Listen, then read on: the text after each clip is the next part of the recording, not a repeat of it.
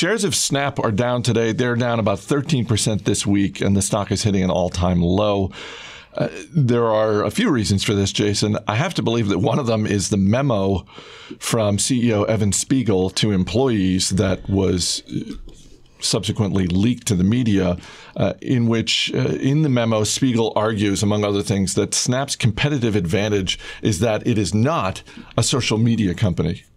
It's not? Yeah. What is it? I think that's the big question after you read that memo. We've been asking that question for years. I don't think that's helping to have the CEO say we're not a social media company when if you polled 100 people who use Snap, 99 of them would say, yeah, it's a social media company. I think it is. I think he is in just a weird place right now. I mean, there's a lot to go through with that memo, and having read it a couple of times, I mean, it seems to me at least that at this point, not only is Evan Spiegel in over his head, but he really doesn't even quite know how to define his company at this point, because on the road show before they went public, it was a social network. He corrected everybody, and really they filed a IPO, and they're a camera company.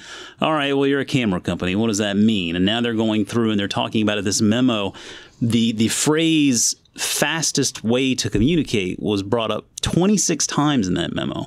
And that basically was the North Star. That's the North Star for his vision of what Snapchat is the fastest way to communicate. Now, I mean, that's absurd, I think, on a number of levels, because number one, how do you even really quantify that?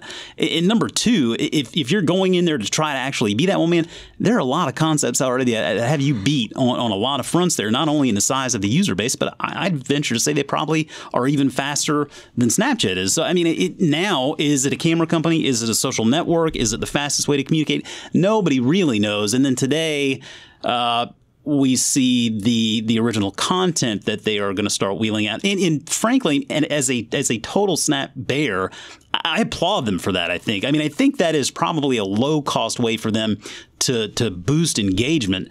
Now, the flip side of that is, if you look at the original content that's coming out, it's clearly marked for kids who are like between the ages of 13 and 20.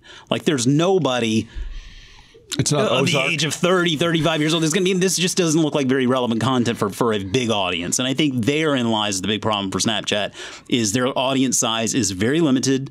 And I don't know there's anything they can do to really change that other than possibly acquiring or developing a new app that does something else. Well, I'll tell you what Snap is. It is still almost a $9 billion company, which is, when you think about the fact that it's lost roughly 2/3 of its value, actually more than 2/3, over 3/4 of its value since it IPO'd last year. It's still a sizable company. And so even at $6.75, I'm looking at it right here, there's still potentially a lot of downside to this business, especially if we see the user base continue to kind of plateau and fall off, as we've seen. Don't go bottom fishing on this one. At least that's my personal advice here. I was just going to say, if Sears has taught us anything, it's that a stock can always go lower. Absolutely. And I think that you have to, I mean, there are a lot of lessons learned through a lot of the social-oriented companies that IPO'd before Snap did.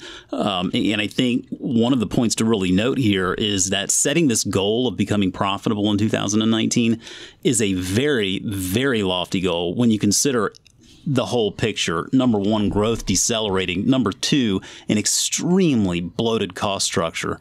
And number three, a potential liquidity crisis. I mean, let's not forget that. I mean, they very well could run into a position where their balance sheet becomes a problem. And if they have to go through another capital raise, I mean, the market is going to punish this thing in the worst way. So, yeah, I mean, I just don't see any reason why you would go in and buy this stock. I mean, I wouldn't even short it at this point either, because it feels like the low-hanging fruit's been picked there too. Yeah. It's like in this twilight zone. We consider to make fun of it, MarketFoolery, but I mean, like, don't buy it, don't short it, just leave it alone. Just walk on by. Just watch and pay attention and kind of learn a lesson here or there.